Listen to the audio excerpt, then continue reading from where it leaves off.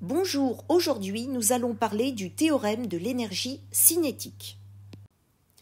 Donc maintenant, on va parler de l'énergie cinétique, c'est des rappels car vous l'avez déjà vu au collège. Vous êtes au volant de la voiture, vous roulez, en conduite accompagnée, et là tout d'un coup, brutalement, vous freinez. À ce moment-là, vous vous rendez compte que vous avez pu acquérir une certaine énergie. Cette énergie s'appelle l'énergie cinétique. Donc, la définition, un objet en mouvement possède une énergie due à sa vitesse, on l'appelle énergie cinétique, elle caractérise l'état de mouvement du solide.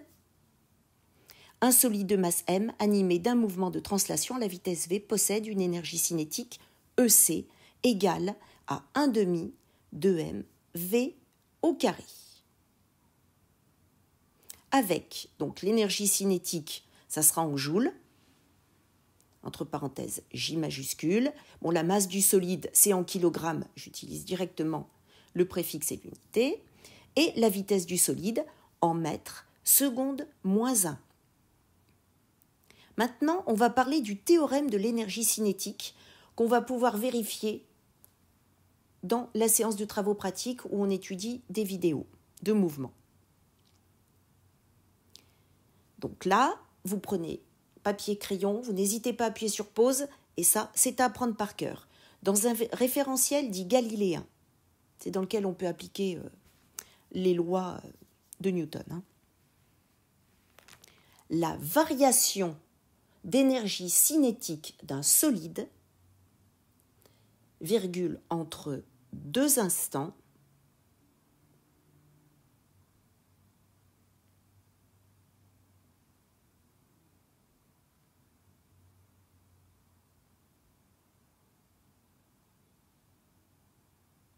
alors les deux instants, ça sera par exemple T1, T2, TA, TB, ce qui correspond à votre schéma, est égal à la somme des travaux des forces extérieures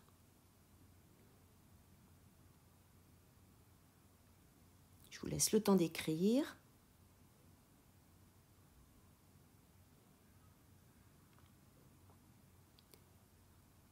des forces extérieures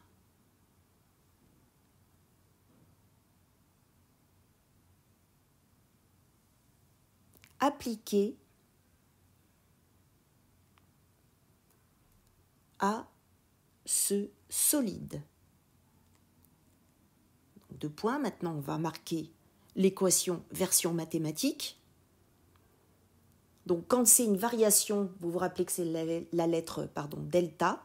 Donc delta EC, c'est égal alors ECB, souvent c'est le point final ou au moins le trajet, si c'est d'un point A à un point B, on commencera d'abord par le point B. Donc c'est EC du point B, moins EC au point A. Donc si au départ vous êtes en voiture et que vous n'avez pas encore démarré, dans ces cas-là, votre vitesse initiale, ça sera 0. Donc EC de A, ça étant égal à 1/2 de m VA, donc la vitesse à ce point-là, ça sera égal à 0. Donc c'est égal à la somme des travaux. Alors travail en anglais, c'est work, W.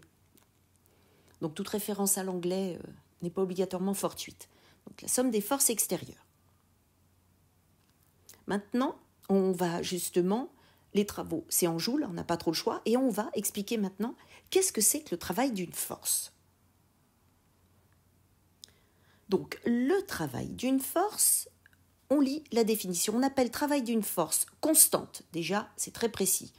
F, lors d'un déplacement rectiligne, c'est encore plus précis, de son point d'application, le produit scalaire de la force F par le déplacement AB, vectoriel, et on le note WAB, donc on indique le déplacement, entre parenthèses, la force concernée. Maintenant, on va faire l'écriture mathématique. Donc W de AB, de F, comment on le calcule ? Eh bien, c'est un produit scalaire. Donc du coup, on l'écrit comme ça, F, avec le vecteur, le point, et on met AB. Il y a deux produits qui existent entre des vecteurs. Il y a le produit scalaire avec un point et le produit vectoriel, mais qui donne, lui, un vecteur. Et c'est un petit chapeau, un accent circonflexe à la place du point. À quoi c'est égal ? C'est égal à, reprend, réfléchit, WAB, donc on réécrit après, entre parenthèses, de la force en question. F, c'est une force, hein. On ne vous dit pas laquelle, mais c'est pour rester généraliste. Et c'est F, la norme du vecteur F, multiplié par AB, la norme du vecteur AB, et multiplié par le cosinus de l'angle entre les deux.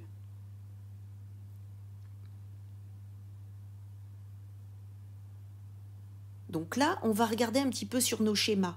Vous voyez que vous avez l'angle alpha qui est là, entre le vecteur AB et le vecteur F. Donc c'est cet angle-là dont on parle. Donc il faudra bien faire attention au schéma. Alors ensuite, ici, ce n'est pas un I, c'est un L. Hein. Suivant la police d'écriture, voilà. L pour le déplacement, la longueur voilà, du trajet effectué, mais vectoriellement. Au niveau des unités, donc le travail, il va être en joules. Je vais quand même repréciser ce qu'est la norme vectorielle. Parce que ici, W, donc travail de F, c'est bien la norme du vecteur F, pour avoir la même écriture qu'en mathématiques, multipliée par la norme du vecteur AB, et le tout multiplié par le cosinus de l'angle entre les deux vecteurs. Il faut bien que ça soit intégré. Donc, alpha, c'est un angle. Donc, vous ferez attention à la calculatrice hein, de lui dire si vous rentrez l'angle en degrés ou si vous rentrez l'angle en radians, parce que le résultat serait totalement différent. Ensuite, parce que vous savez qu'un cosinus, ça peut être compris qu'entre moins 1, hein, cosinus ou sinus, qu'entre moins 1 et 1. Alors, on a donc l'angle AB, ça sera un déplacement. Qui dit déplacement dit des mètres. Et ensuite, le travail en joules. Attention cependant, on dit qu'une force ne travaille pas et il y a deux cas particuliers. Le premier, c'est quand vous regardez son point d'application et vous voyez qu'en réalité, il n'y a pas de déplacement. C'est-à-dire que A est confondu avec B. Donc dans ces cas-là, c'est égal à 0. Quand vous multipliez par 0, ça donne 0. Et ensuite, l'autre, c'est quand sa direction est perpendiculaire au déplacement. Vous mettez 90 degrés, si vous demandez à votre calculatrice de calculer le cosinus de 90 degrés, ça fait 0. Donc toujours pareil, vous multipliez par 0, ça fera 0. Rappelez-vous, on a vu le cercle trigonométrique, vous avez une vidéo sur YouTube qui vous l'explique, hein. Voilà, mais sinon vous l'avez vu en mathématiques. Donc, vous tracez le cercle, on a nos deux axes. Vous savez que l'axe des abscisses va correspondre au cosinus, l'axe des ordonnées va correspondre au sinus. Donc nous ici, si on a notre angle alpha qui est de 90 degrés, on sait que donc sur l'axe des abscisses, ça correspond au cosinus. Donc là, vous allez vous retrouver complètement à la verticale. Votre cosinus, il serait égal à 0. Hein, le sinus, c'est ce qui est à la verticale. Voilà, donc ça, c'est en référence, donc un rappel au cercle trigonométrique que vous avez vu en spémat ou sinon en spécialité physique par le prof de physique.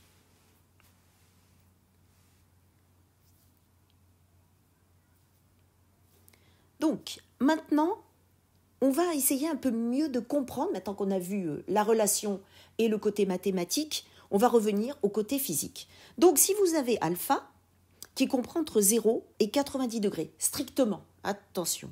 Dans ce cas, le cosinus est toujours positif, donc on va dire que le travail est moteur. C'est normal, imaginez, vous tirez une petite voiture ou, vers vous ou un chariot de course. Voilà. Si par contre, vous tirez dans le sens opposé au déplacement, on va parler, donc dans ces cas-là, alpha est entre 90 et 180 degrés. C'est ce que vous constatez. On parle de travail résistant. Et si vous tirez vers le haut, là, dans ces cas-là, on dit qu'il n'y a aucun travail. C'est pas parce que vous le soulevez. Ça c'est autre chose. Mais vectoriellement parlant. Ensuite, on va voir maintenant un cas particulier. C'est le travail du poids d'un corps. Que vous arriviez à comprendre, toujours pareil, l'interaction avec les mathématiques. Comment on fait pour pouvoir traiter le cas. Donc, le travail du poids d'un corps, ça s'écrit W. Bon, après, AB, il faudrait savoir où. Voilà. Et on met le vecteur P entre parenthèses. Donc, soit un solide S comme solide, de poids P, se déplaçant d'un point A d'altitude ZA vers un point B d'altitude ZB, la trajectoire AB peut être découpée en une infinité de petits vecteurs déplacement élémentaires, voire schémas. Donc c'est comme ça que du coup on peut, parce qu'à chaque fois on vous parle de translation, donc là on peut le considérer. C'est pour ça qu'on le voit comme ça. Ensuite, donc vous voyez bien qu'on va de ZA à ZB. Bon, Z est toujours orienté vers le haut, hein, comme d'habitude. Donc là par contre on va perdre de l'altitude, on est bien d'accord. Donc l'altitude va diminuer. Là vous imaginez que vous faites du toboggan. Un toboggan, par contre, parfait. Donc, à ce moment-là, vous regardez, si vous pouvez vous zoomer, hein, vous grossissez, vous mettez plein écran, et regardez la belle démonstration mathématique. Donc là, vous voyez qu'on a le travail du poids. Nous, on sait que le vecteur P, c'est égal à M fois G. Donc, on va pouvoir remplacer. Donc, on écrit déjà que c'est la norme de P multipliée par AB, multipliée par cosinus alpha. On récite le cours. Ensuite, on va pouvoir remplacer P par M fois G. Donc, M multiplié par G, multiplié par AB, multiplié par cosinus alpha. Or, donc, regardez bien le schéma, parce que là, c'est une application du cercle trigonométrique pur et dur. On va constater que, alors on réfléchit bien, hein, ZA moins ZB,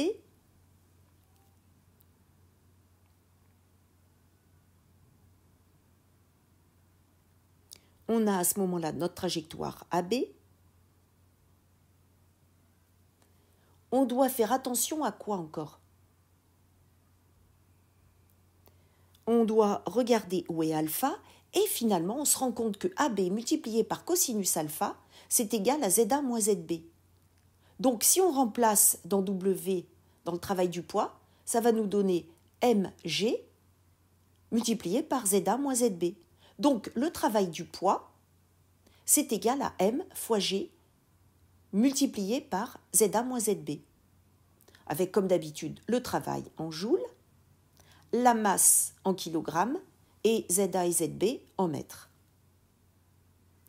Alors évidemment, si jamais vous avez, donc là je surligne, hein, si jamais le mobile descend, à ce moment-là, si vous lâchez un objet, le travail il est moteur. Si par contre, vous avez le mobile, c'est-à-dire que votre objet prend de l'altitude, votre solide et tout, à ce moment-là, le travail sera résistant. Pensez au ski, hein, si vous devez monter en haut de la colline, vous descendez facilement, par contre la montée, c'est sportif. Alors maintenant, la définition exacte. Donc toujours pareil, on essaye d'aller un peu plus loin pour conclure tout ça, ce travail, puisque c'est la somme des travaux des forces extérieures. Donc, pour un solide en translation, la somme des travaux des forces appliquées au solide, elle est égale au travail de la résultante de ces forces. On va réfléchir un peu. Bon. On peut très bien prendre où vous faites du toboggan, vous descendez une piste de ski, on arrivera toujours à trouver.